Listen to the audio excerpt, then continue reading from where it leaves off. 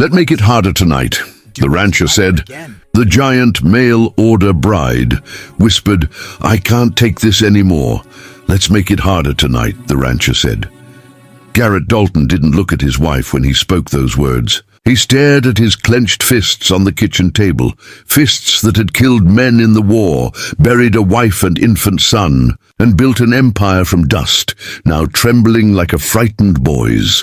The rancher's jaw worked silently, grinding words he'd never learned to say, and when he finally lifted his eyes to Nora, they held something she'd never seen before, pure, raw terror. Not of raiders, not of drought or debt, terror of her. Terror of what loving her completely might cost him. I can't take this anymore, the giant mail-order bride whispered. Nora Brennan's hands moved to the buttons of her dress.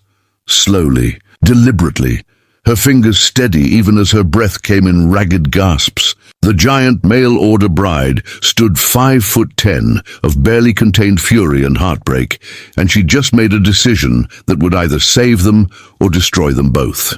She didn't drop her gaze, didn't flinch. The rancher had given her 3 months of his body, but kept his heart locked behind walls of grief and guilt. And tonight, one of them was going to break. You want harder, Garrett? Her voice cut like winter wind. Then watch me leave. Watch me walk out that door, because staying in this half-marriage is killing something inside me I'll never get back. A single tear traced down her cheek, but her chin lifted. You think grief is hard? Try loving someone who won't let you love them. Try being touched like you're precious in the dark, then treated like hired help in the daylight. The rancher's chair scraped back. He stood, all 6'3" of damaged, desperate man, and the distance between them crackled with 3 months of unspoken longing and barely leashed need. Outside, thunder rolled across the Wyoming darkness. Inside, the oil lamp flickered, casting shadows that danced across Garrett's weathered face. You want to know what harder means? Garrett's voice dropped to something dangerous, something broken. It means I stop protecting you from the man I really am. It means I stop holding back because I'm terrified that if I love you the way I need to love you, God will take you too. His voice cracked. It means I finally let you see why my first wife looked at me with fear in her eyes before she died. The giant mail-order bride went perfectly still. The air between them felt charged, electric, like the storm gathering strength outside their isolated ranch house. For 3 months, Nora had wondered why her husband pulled away every time they got close. Why he made love to her like a drowning man gasping for air, then barely spoke to her at breakfast. Why he looked at her sometimes with such hunger it made her skin burn, then disappeared to that grave on the hillside for hours.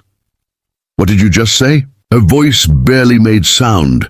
The rancher took 1 step toward her, his boots heavy on the wooden floor, and the look on his face, shame and desire and something wild breaking free, made her heart slam against her ribs. This wasn't the careful, controlled man who rationed his words and his touch. This was something else entirely, something that had been caged for 9 years, and the lock was finally breaking. You want the truth that makes it harder? Garrett stopped 3 feet away, close enough that she could see his chest heaving, see the pulse hammering in his neck, smell the leather and hay and sweat that clung to his skin. Sarah was afraid of me, of my needs, of how much I wanted her. His hands opened and closed at his sides. I tried to be gentle, tried to be what she needed, but I wasn't gentle enough. I got her pregnant when her body was too weak, demanded she come on that cattle drive when she should have stayed home. And she died looking at me like I was a monster. The words hung in the air like smoke. Nora's breath caught in her throat. She'd known about Sarah, the delicate first wife who died of cholera, along with their infant son. But she hadn't known this. Hadn't known the rancher blamed himself not just for bad timing, but for something darker. I killed her with my selfishness, Nora. Garrett's voice broke. Killed my own son before he ever had a chance to live. And then you arrived, strong and fierce, and everything she wasn't. And I thought I could keep you at arm's length. Thought I could take what I needed without giving you all of me. His eyes glistened in the lamplight. Because if I give you everything, if I love you the way this thing inside me is screaming to love you, I'll destroy you too. The giant mail-order bride felt something shift inside her chest. For 3 months, she'd thought the rancher was rejecting her. Thought she wasn't good enough, wasn't feminine enough, wasn't Sarah. But now she understood. Garrett wasn't protecting himself. He was protecting her from him, from the intensity of whatever he'd been holding back. So that's it. Anger flared hot in Nora's voice, burning through the hurt. You've decided I'm too fragile to handle the real you? You've decided for both of us that I can't take what you need to give. She took a step toward him, and the rancher's eyes widened. I'm not her, Garrett. I'm not delicate Sarah who needed protecting. I know, do you? Another step. The floorboards creaked beneath her weight. Because you treat me like I am. You touch me like I might shatter. You hold back like I'm made of glass. Her voice rose. I can birth calves with my bare hands. I can shoot raiders. I can work this ranch as hard as any man you've got. She was close enough now to feel the heat radiating from his body. You want to know what I can't take? This you needing me for everything except your heart. That's what's breaking me, Garrett. Not your strength. Not your needs. Your fear. The rancher's jaw clenched. Something flickered in his eyes. Hope, maybe, or terror, or both tangled together. The storm outside was getting closer. Wind rattled the windows. The lamp flame jumped and steadied. Rain began to hit the roof in fat, heavy drops that sounded like drum beats. You don't know what you're asking for, Garrett said. But his voice had changed. Rougher, deeper, like something was waking up inside him after a long, cold sleep. His hands twitched at his sides as if he wanted to reach for her, but didn't trust himself to touch. Then show me. Nora's hands went back to her dress buttons. One popped free. Then another. The fabric parted, revealing the white cotton chemise beneath. But this wasn't about seduction. This was about truth. About finally tearing down the last walls between them. You said let's make it harder tonight. So make it harder, Garrett. Stop hiding. Stop protecting me from whatever you think I can't handle. Her green eyes blazed in the lamplight. Because I'm done with safe. I'm done with careful. If I'm going to be your wife, then be my husband. All of you, even the parts you think are too dark or too much or too broken. The giant mail-order bride let her dress fall open and Garrett's control shattered. She saw it happen, saw the exact moment the chains broke. He closed the distance between them in 2 strides, his hands grabbing her face, his mouth crashing against hers with none of the careful gentleness he'd shown for 3 months. This kiss was hunger, need, years of denial breaking like a dam. His calloused fingers dug into her hair, tilting her head back, and he kissed her like he was trying to consume her, to merge their souls through touch alone. Nora kissed him back just as fiercely, her fingers digging into his shoulders, meeting his intensity with her own. She wasn't afraid. She was finally getting the real man instead of the ghost. Her nails scraped against the fabric of his shirt, and she felt him shudder against her. When Garrett pulled back, his breathing was ragged. His hands still framed her face, trembling against her skin. You sure about this? His voice was barely recognizable, rough, desperate, stripped of all pretense. Because if I stop holding back, if I let you see what I've really been feeling, there's no going back. I can't, he swallowed hard. I can't put this back in the box, Nora. Once I let it out, once I let myself need you the way I've been dying to need you, I won't be able to stop. The giant mail-order bride looked into her husband's eyes and saw the truth there. The rancher wasn't exaggerating. He'd been holding himself on such a tight leash for so long that letting go meant letting go of everything. It meant risking the kind of love that could destroy them both if it went wrong. The kind of love that demands everything and leaves no room for walls or safety or careful distance. I'm sure. Nora's voice was steady as stone. Her hands moved to his chest, feeling his heart hammering beneath her palms. Make it harder, Garrett. Give me all of it. Let me decide if I can handle the man I married.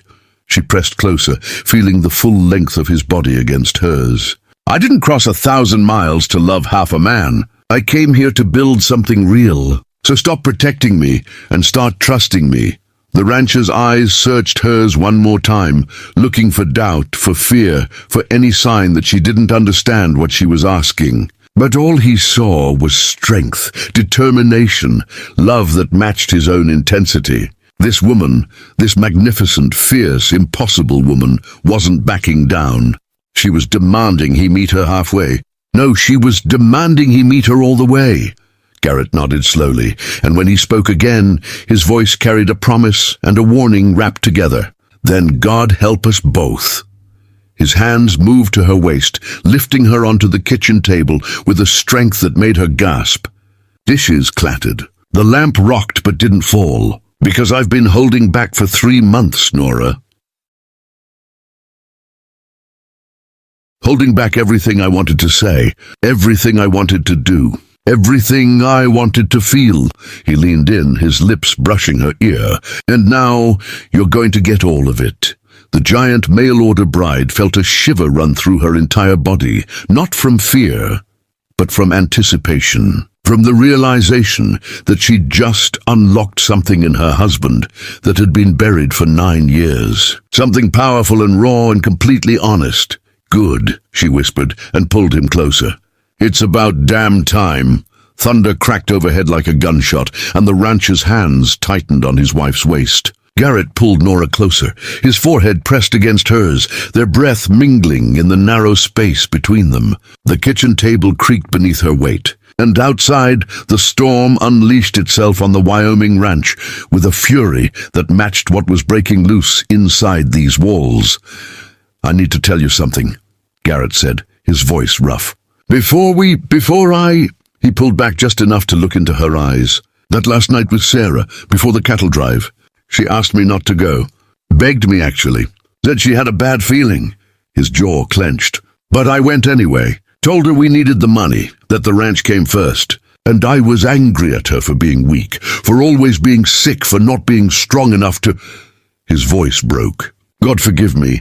I resented my own wife for not being more like you. Nora's hands moved to his face, forcing him to keep looking at her. Garrett, I thought about you before you even existed, he continued, the words tumbling out now like he couldn't stop them. Not you specifically, but someone like you. Someone who could match me. Someone who wouldn't break. Tears slid down his weathered cheeks.